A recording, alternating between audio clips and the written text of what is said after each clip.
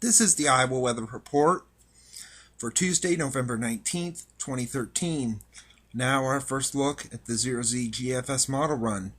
At noon today, we have pretty much a zonal flow over the country. The big trough that brought the severe weather on Sunday across the Ohio Valley and the western Great Lakes moving out of Canada into the North Atlantic. High pressure will be moving over about Chicago, South Bend, Indiana. And with it to the east, the winds will be turning southerly. That's going to boost the temperatures back into the upper 40s north to maybe upper 50s in the south and southwest. Another disturbance moves in here on Wednesday, could kick off some showers, mainly in the eastern, about half to two-thirds of the state. Temperatures will be a little bit lower with the clouds around, highs in the mid-40s to low to mid-50s. But then cold air starts to seep in with another system coming in.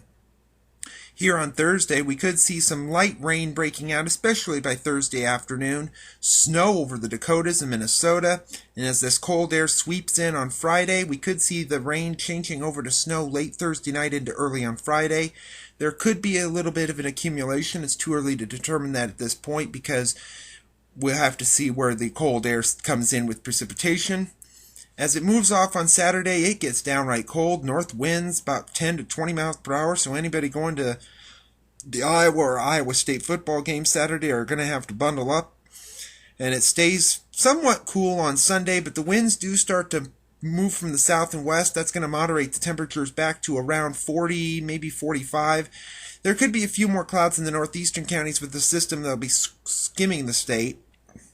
And that'll bring us a little bit warmer temperatures on Monday, maybe 40s across the area.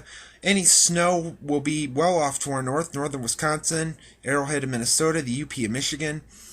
And then a week from today, next Tuesday, we have kind of a split flow, an upper level feature over the Texas Panhandle, the northern branch, pretty much near the U.S.-Canadian border. And really, temperatures kind of near seasonal levels in the 40s to maybe near 50. Any rain will be to our south. There'll be some snow in New England and really kind of benign weather. But the weather doesn't look more benign as we get into the extended period. This is November 30th.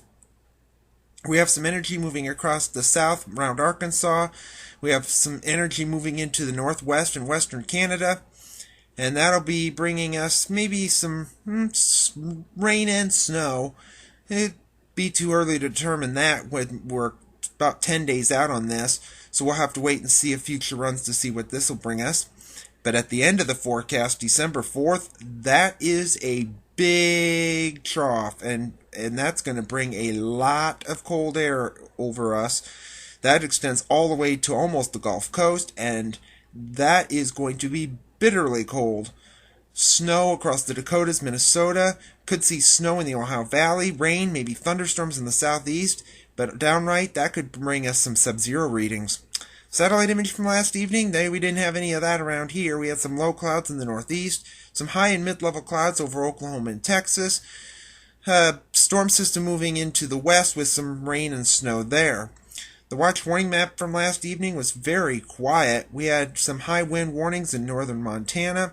We had winter weather advisories in the Cascades of Washington. Outside that, it's fairly quiet across the country at this point. QPF chart, precipitation over the next 5 days. This goes through Saturday evening at 6 o'clock, showing any precipitation will amount to maybe about a quarter to about 3/4 of an inch, heaviest over the southeast and lightest over the northwest, and this is in rain or snow.